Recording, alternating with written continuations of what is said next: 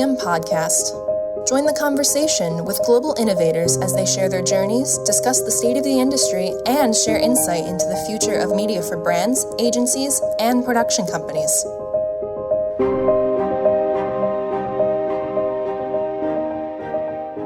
Hello and welcome to the Movidiam Creative Leaders podcast. Today I'm delighted to welcome Matthew Joseph, who is a photographer of quite some note. Matthew, welcome to the Movidiam Creative Leaders.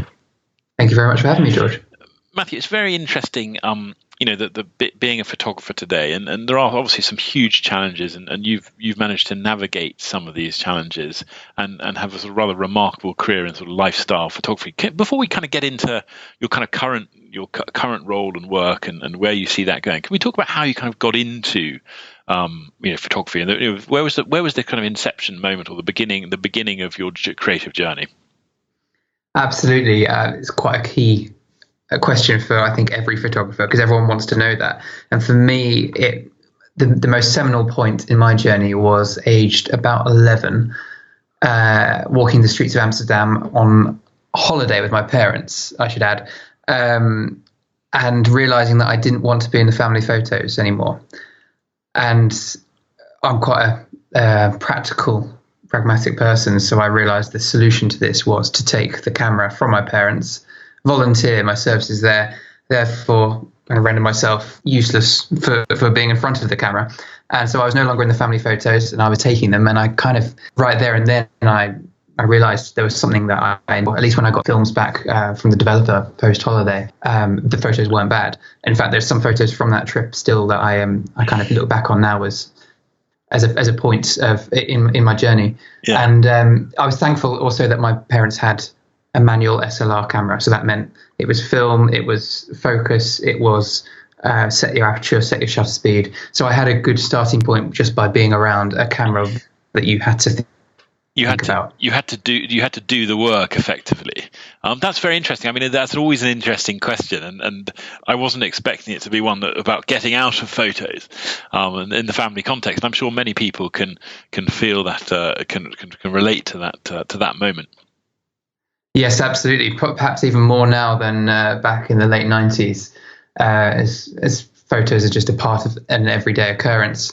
But yeah, that was the start, and then I was just around the house with a camera, and eventually my parents bought me my own second-hand camera that was really kind of like, when I opened it, I wanted a brand new one, but it was the best thing they could have done at the time, because it meant that I was forced to learn the real basics from the bottom upwards. And also very thankful to have learned just on the cusp of when digital was coming out, and it was obviously very expensive. So kind of only a few years from digital being mainstream, but it meant that I had to learn on film, and it was the best thing that happened to me because, well, for so many technical reasons going forward, and mainly working on digital now. But I've always looked back and very thankful that I just managed to kind of bridge that gap between digital and analog, not just on with cameras, with sat navs, with computers, with everything. Yeah, it was. I mean, I'm of the same epoch as well, and it's very interesting to have seen the sort of, both eras really. And actually, it was a real privilege to have been brought up in, effectively in the garden in the analog world, as opposed to in front of the screen in the digital world. Totally. And what that meant for me is that when I was bored in the summer holidays, and I was just ended up taking photos on my camera, there was no metadata to back up what I'd shot. So it was a matter of taking photos, making mistakes, sending them to the lab, getting the images back, and going, why didn't that work? Or why did that work? And at one point I started kind of writing down apertures for certain shots or whatever. But the kind of long story short is I had to learn the long way around. Whereas people nowadays picking up a camera kind of have no excuse. They have instant feedback. The instant feedback. Absolutely instant feedback as to what they've just done and what they've just shot. And of course, that makes everything else that isn't instant very frustrating. Yeah, and it just speeds everything up. So it kind of, I suppose it's the way I use spontaneous sometimes, and I'm reacting to situations that are happening, and I'm using a lot of natural light and breaking a lot of the rules. But I'm feeling my way through that. I'm not thinking my way. I'm feeling it because I did that ground groundwork as a teenager, chasing sunsets on my bike just to photograph landscapes because that's all I had around me, or photographing flowers in the garden just because they were in front of me. I just would photograph whatever was there. And then, it was just dictated to as your environment dictates what you photograph when you're that age. I just kept on taking photos, and it just developed this sense of kind of a natural flow and rhythm with a camera in my hand and interpreting light just with my eyes. Have you ever done anything else? Other than being a photographer? Professionally speaking. Yes. So as much as the camera was with me throughout my teenage years, music was a massive part. And I actually ended up going to music college to pursue that.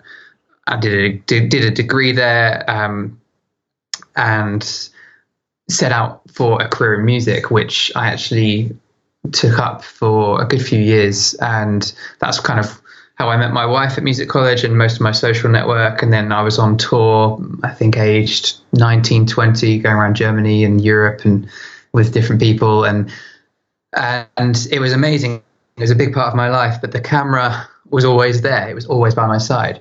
Even, any gig, any kind of tour like that, any holiday with friends, I was always the guy with the camera. So it was always a part of my kind of conversation in life. I was expected to be the one shooting. Taking photos.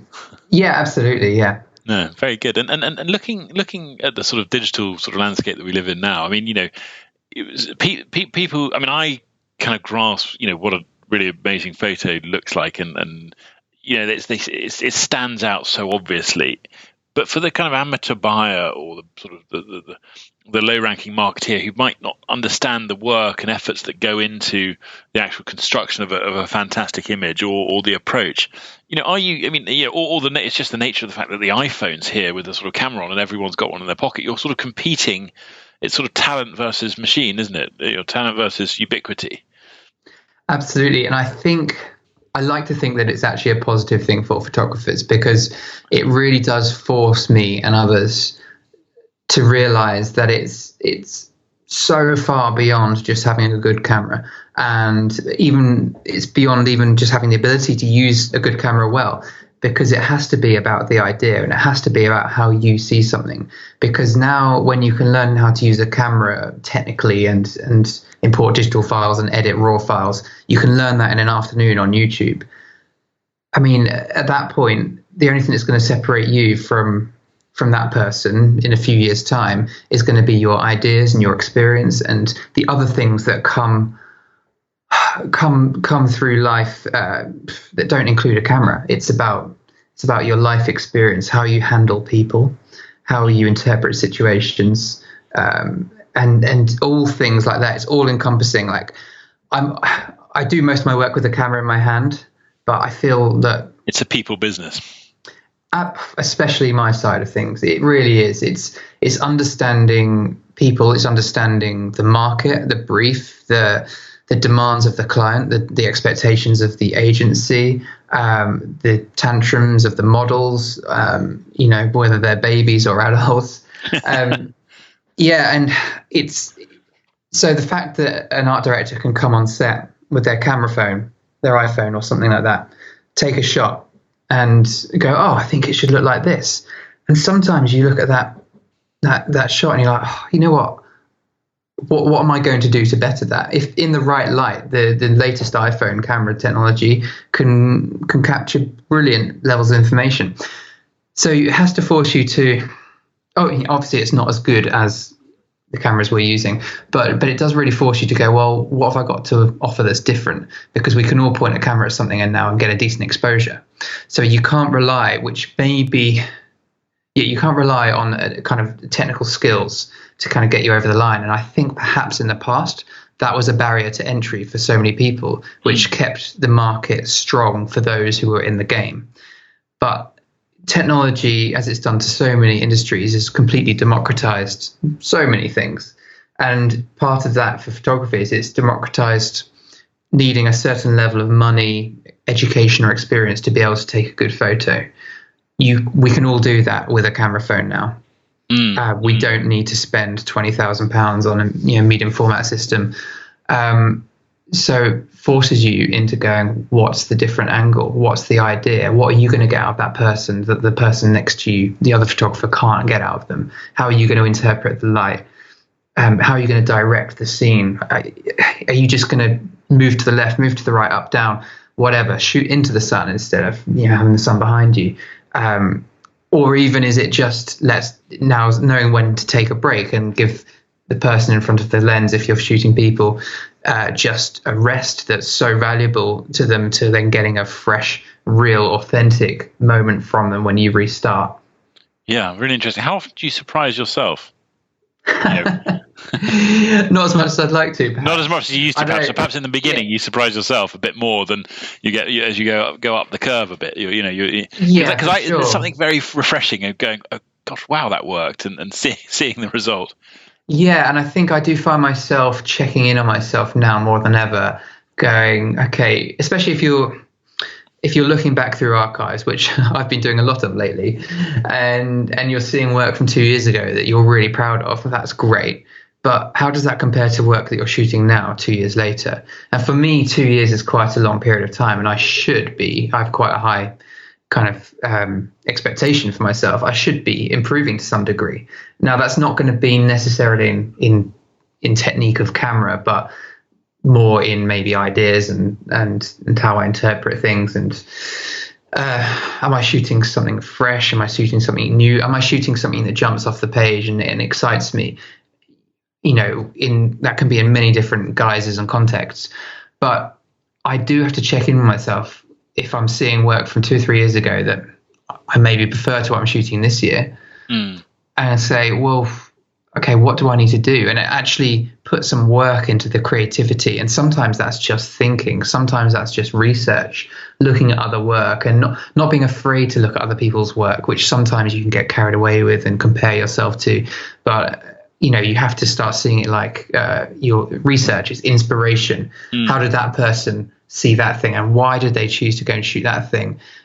What part of that individual's journey in life led them to wanting to explore that facet of life and context and human interaction, and how did they get access to it, and what part of their life led them to that? And then apply that to you and go, well, take my career, take my camera away. What do I love in life? What am I passionate about? That's going to lead me to perhaps tell an interesting story, because I'm a really big believer that the only thing we all have as unique individuals is the fact that we are ourselves, and no one else is ourself. So that means that's all very philosophical and out there, but just really good stuff. Yeah, really what it means is that we've all got our own journey, and that's the best thing. That's the most valuable thing we have to call upon. And just apply your creative skill to that, and you're going to be telling a new and fresh story. It's amazing, just on that point quickly, it's amazing that we are so individual, and yet things like Google Trends exist. With all this individuality in an individual, you see patterns that people are quite similar on a pattern basis. And I think that's probably why marketing at a certain level works. But yeah, I agree. I think the default, perhaps, if we don't think about it consciously, is that we do end up all quite similar. The challenge is to recognize that and act upon it, I think, as a creative. And I think you get to a certain level in the commercial world, being technically good and good with people and good with understanding brand. But I think what steps you up above, the top 10, 20% that can all do the job well, what steps you up out of that is doing it differently and just bringing a new angle and aspect to everything. And I think the people that do that are the people that step out of the norm and go, whoa, I'm just being like that guy or that girl. How can I do this differently? No, I think that's there's depth I think you're talking about there, isn't it? There's a depth to an individual treatment, which again, it's like a photograph. It can only be taken by one person. Absolutely. So it's much more exciting on the sort of philosophical side of things, but on the practical side of things, for those that might be listening, in terms of getting a start in the industry, or how you kind of latch onto your first project or build a client. I mean, what's that process like, and is it still as arduous at the stage you're at, which is a very successful, developed middle stage of your career, photographer. I mean, how did you practically find your first opportunities? Is it a question of just getting trial work out there, or is it a price thing? I mean, what are the factors that affect you getting out into the world? Wow, that's a huge question, and I think I would answer it differently if you were talking about my first 3 years, the next 3 years, or my last 3 years. But I tell you what, let's get away from the early years. Let's go into now. Like, what does tomorrow look like for getting out there? Wow. Okay. Yeah, that's a very good question.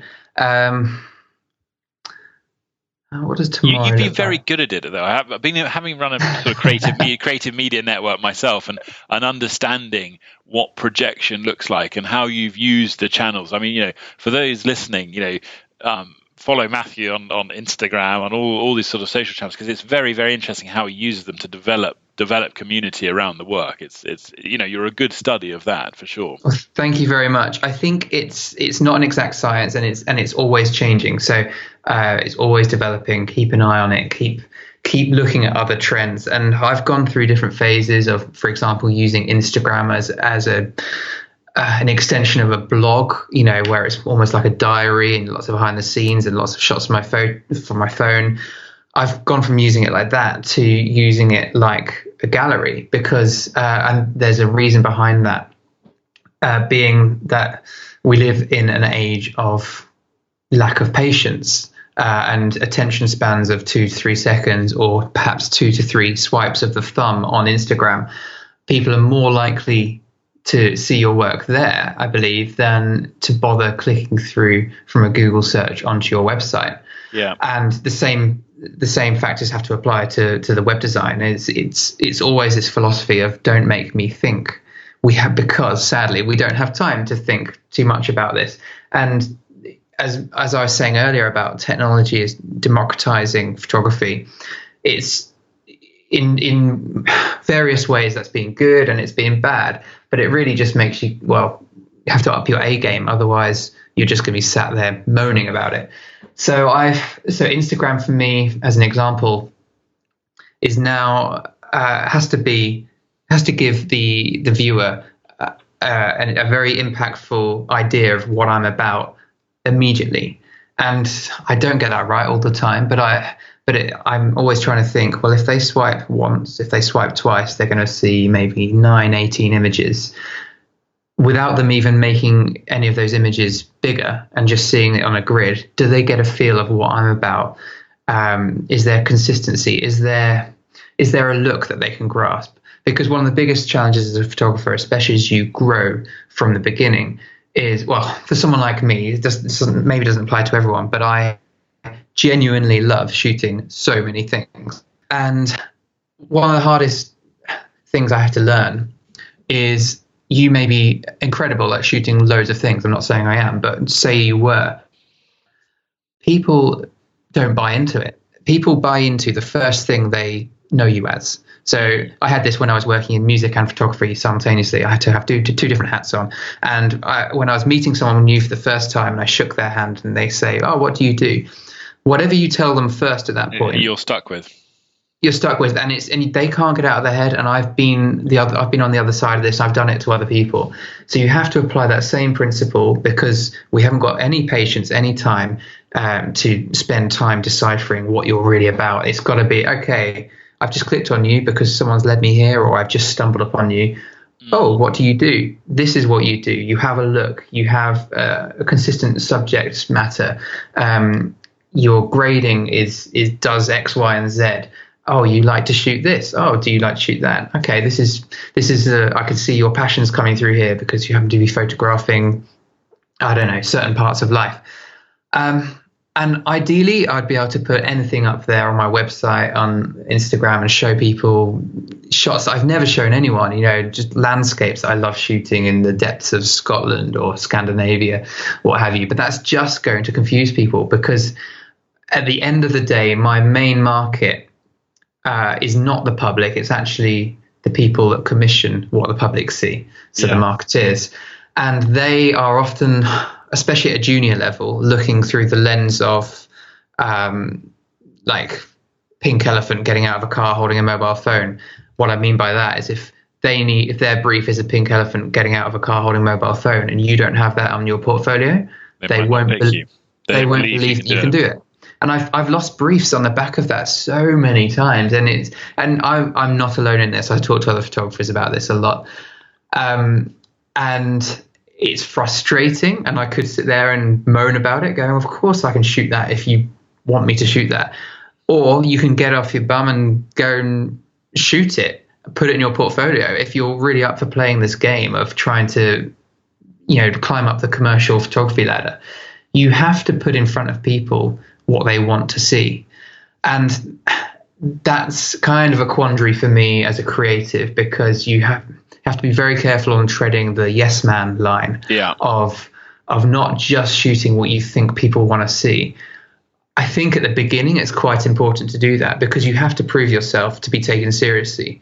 So throughout my career, actually going back a bit earlier now, I can pick out very specific stepping stones that I deliberately put in place to kind of make me able to hop to the next level.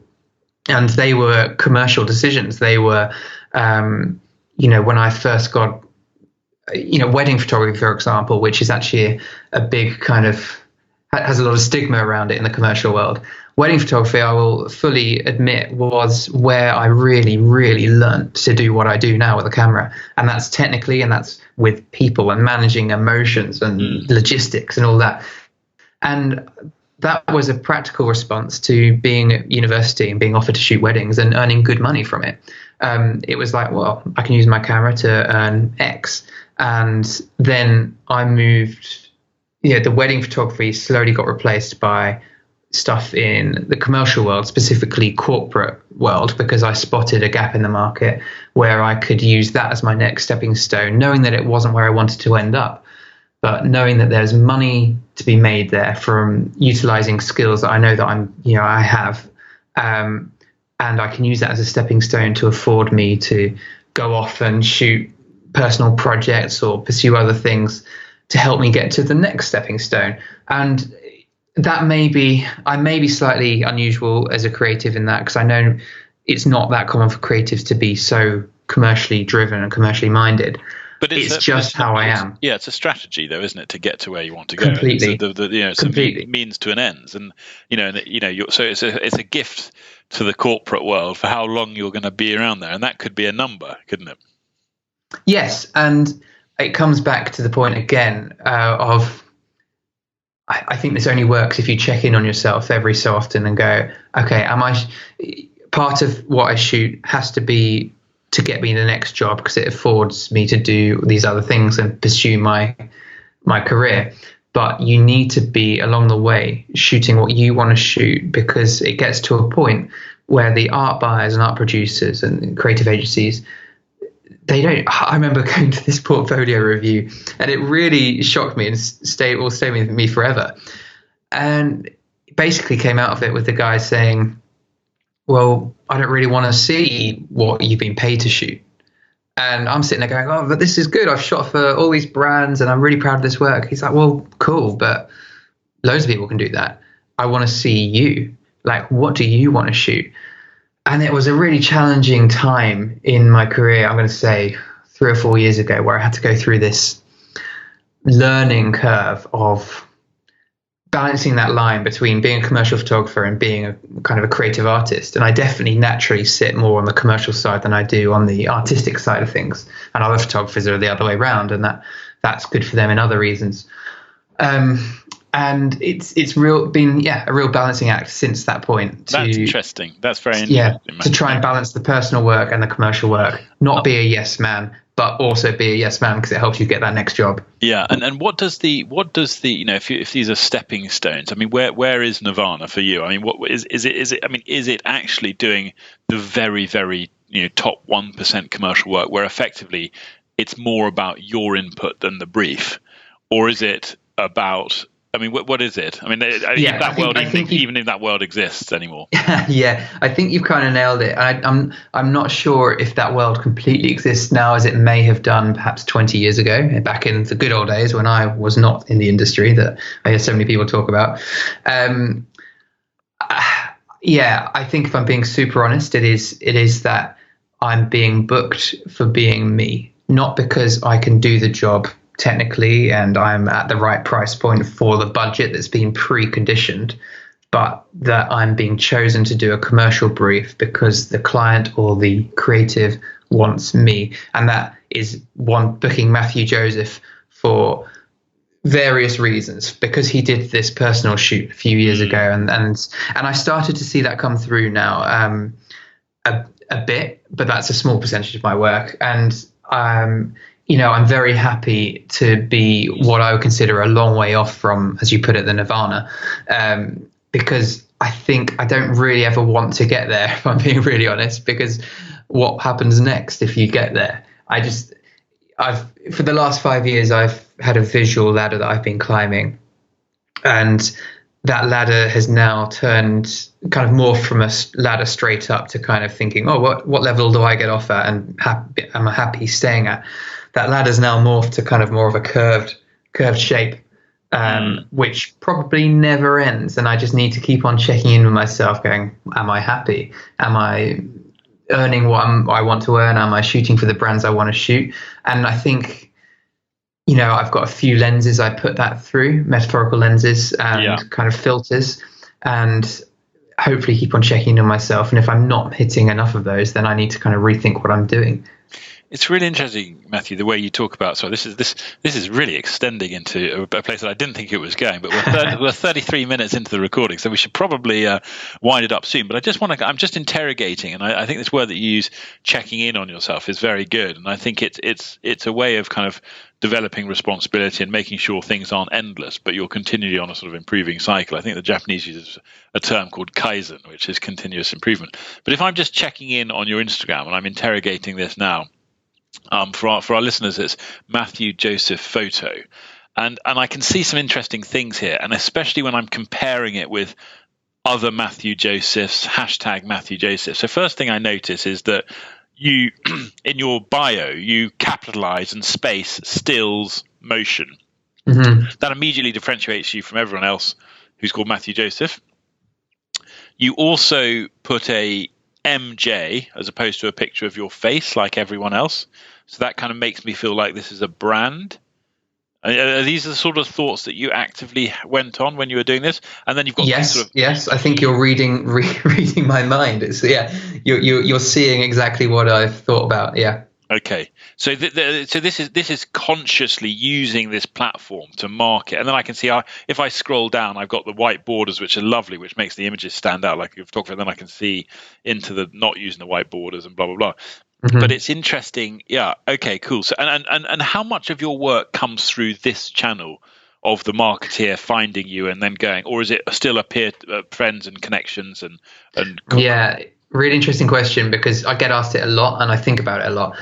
I think the answer is that I couldn't definitely tell you that I've ever received any direct work off the back of Instagram. However, it, along with various other platforms and methods, comes together as part of one of many, I'm trying to think of the best word to describe, one of many points of validation, perhaps, that someone might go through to being convinced that I'm worthy of their brief, if you like.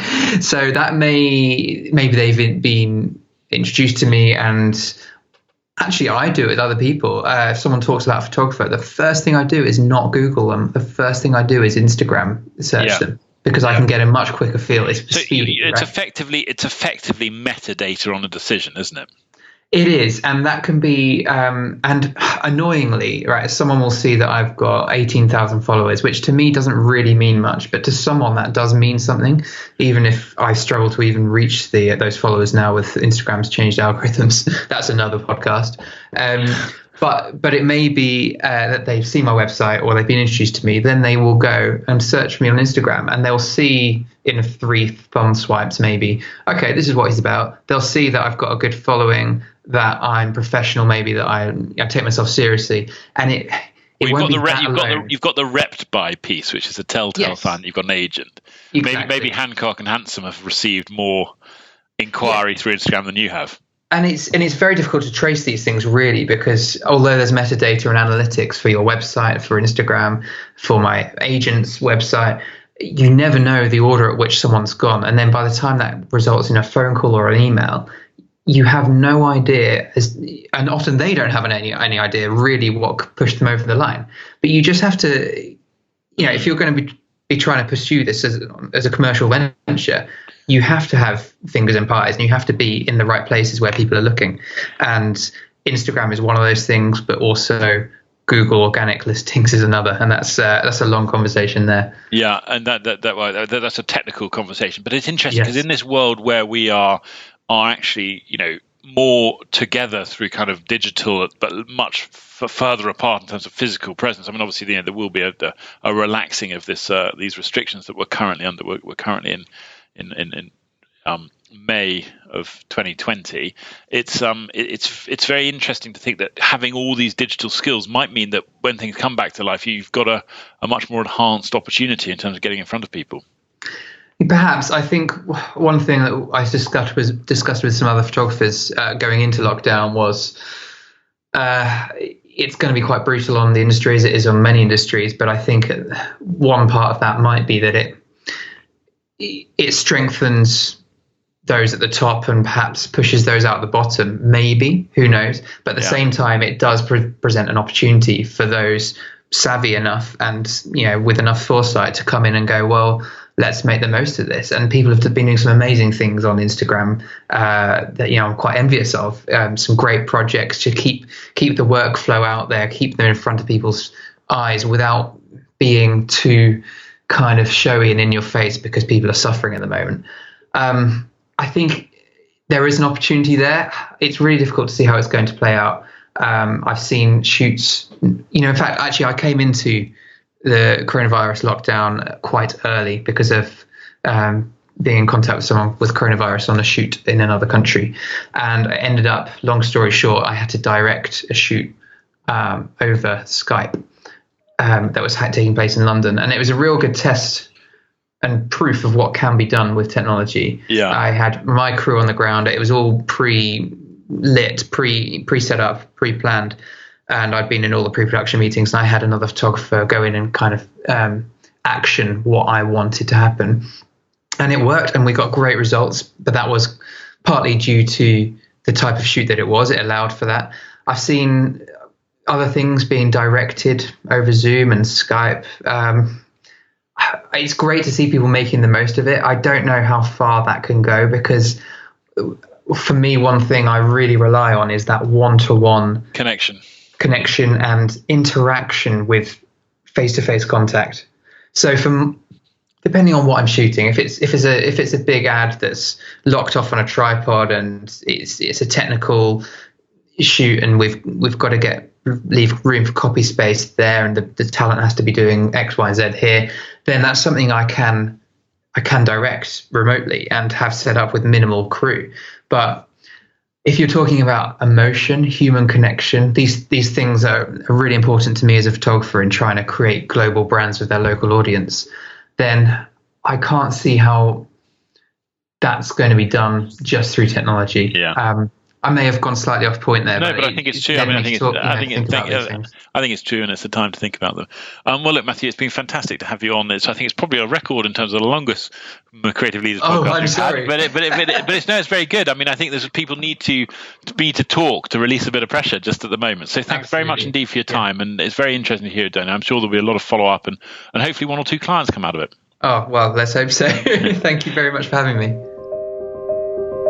You've been listening to the Movidiam podcast. Movidiam is a world-class network of production talent complemented by secure tools that blend hiring, communication, and payments. Find out more at movidiam.com.